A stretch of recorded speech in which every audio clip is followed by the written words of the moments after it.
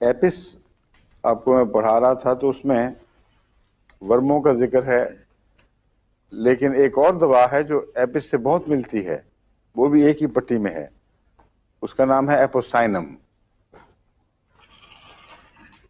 APOCYNUM۔ ایپوسائنم میں بھی انتڑیوں میں بلیڈنگ ملتی ہے، اور تلی کی خطرناک مرضوں میں ایپوسائنم بہترین دواؤں میں سے ہے۔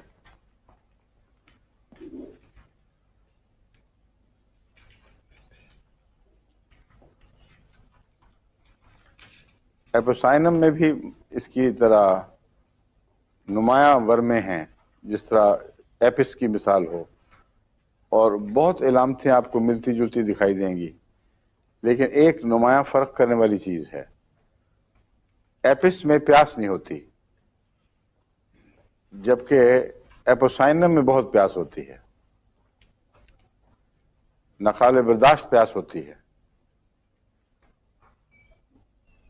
اور جہاں تک میں نے تجزیہ کیا ہے ان دونوں کا، میرے نزدیک ایپس جگر سے زیادہ تعلق رکھتی ہے، گردے سے نہیں، نہ ایپوسائنم،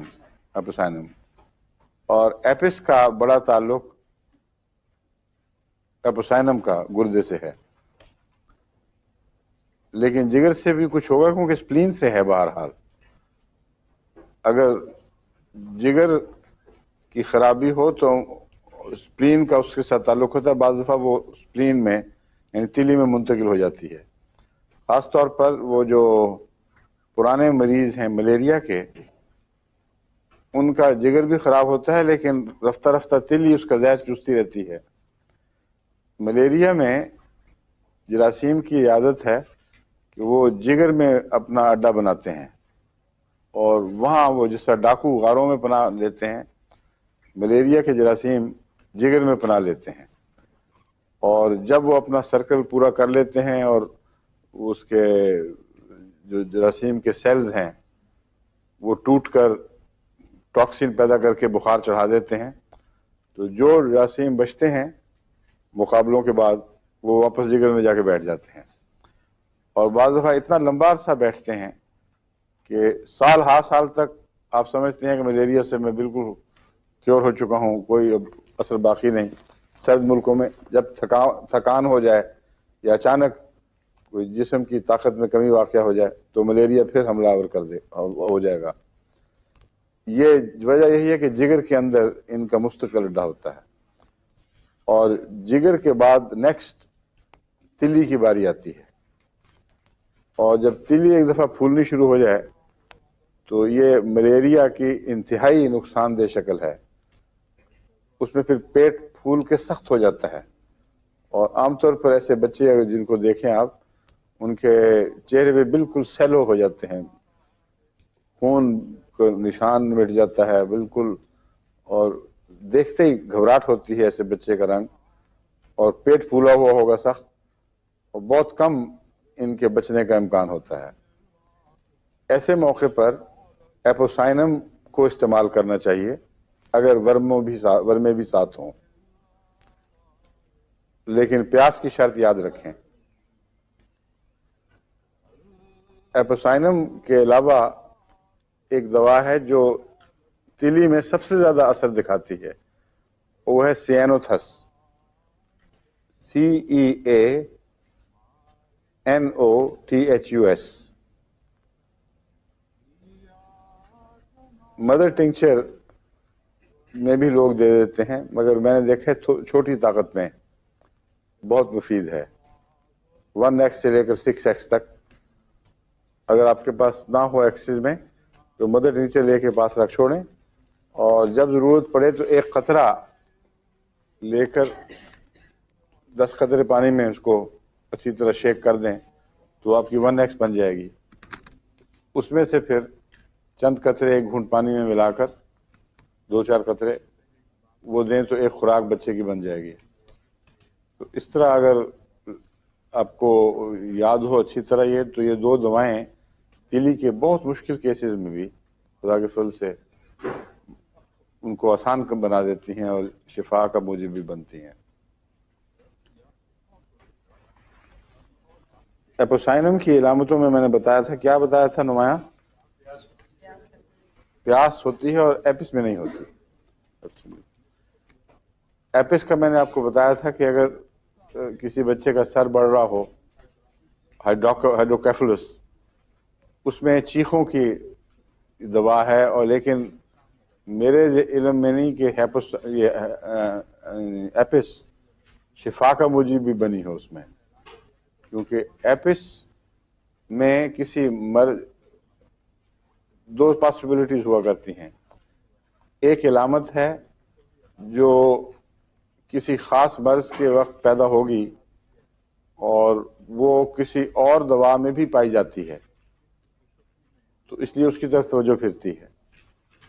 ایپس کے زہر کے نتیجے میں ہائیڈروکیفلس نہیں ہوتا، بلکہ ہائیڈروکیفلس کے نتیجے میں ایپس کی علامت پیدا ہوتی ہے. اس لیے ایپس شفا نہیں دے سکتی، لیکن ایپوسائنم کا تعلق ہائیڈروکیفلس سے ہے.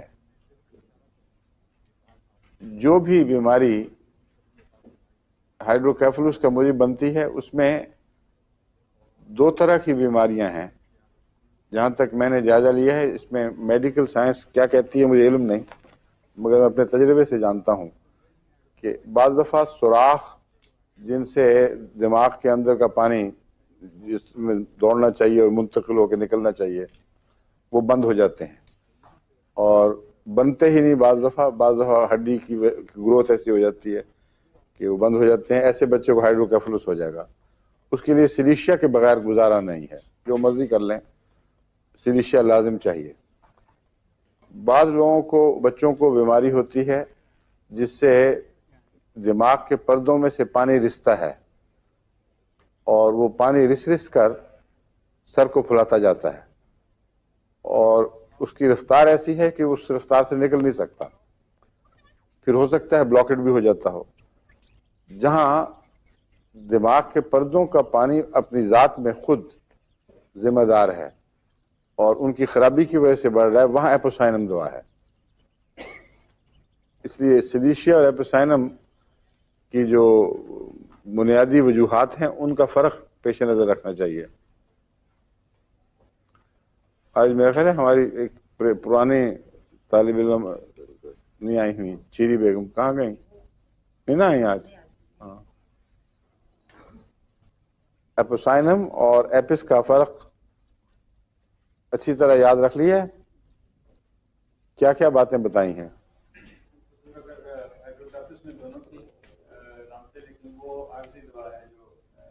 ایپس میرے علم میں عارضی ہے. ڈاکٹر تو لکھ دیتے ہیں مگر پتہ نہیں، ہو سکتا ہے کسی اور ہومیوپیتھ کے علم میں مستقل شفا کا موجب بھی بنی ہو. میرے علم میں آج تک ایپس نے مستقل شفا ہائیڈروکیفلس کو نہیں دی، لیکن اس کے بعد سلیشیا اکثر معاملات میں بہت ہی مفید ثابت ہوتی ہے بلاکٹ کی وجہ سے. اور اگر ہائیڈروکیفلس میں سلیشیا کام نہیں دے رہی تو اس بات کا احتمال ہے کہ ایپس کی نہ ایپوسائنم اس میں کام دے گی، کیونکہ ہائیڈروکیفلس کی اصل وجہ تو یہ ہے کہ اندر سے دباؤ بڑھ رہا ہے اور سر کی ہڈیاں پھیل رہی ہیں، تو اندر کا دباؤ پانی سے ہی ہوا کرتا ہے. وہ پانی جو ہے وہ اگر ایسی عمر میں پیدا ہونا شروع ہو جائے جیسے بچے ہیں تو ہڈیاں نرم ہوتی ہیں، وہ پھیلنی شروع ہو جاتی ہیں. اگر بعد میں ہو تو پھر ایسا مریض ویسے مر جاتا ہے کہ اس کو جگہ نہیں ملتی، اور اس کے سر میں بعض دفعہ ایسی بیماریاں ہوتی ہیں جس میں پانی پڑنا شروع ہو جائے بیماریوں کے نتیجے میں، مثلا پردے کے اندر سے پانی نکل رہا ہے، تو یا کینسر ہو جاتا ہے برین میں، اس کے پھولنے کی وجہ سے جگہ تنگ ہے، تو ایسا مریض درد میں مبتلا ہو کر اور کچھ دیر بیمار رہ کر اکثر مر جاتا ہے، لیکن نکلنے کا راستہ نہیں ہوتا. اگر کینسر کی ہڈیاں نہ ہوں، گٹھلیاں نہ ہوں اور ویسے پانی ہو تو سلیشیا ٹرائی کر کے دیکھنا چاہیے. مجھے ابھی تک موقع نہیں ملا بڑی عمر میں بھی، لیکن ایپس وغیرہ وقت ہی کام دیں گی، مستقل مشکل ہے جب تک اس پانی کا نکاس نہ بند کیا جائے. ایسی صورت میں برائیونیا اور ہائیوسیمس کو ذہن میں رکھنا چاہیے۔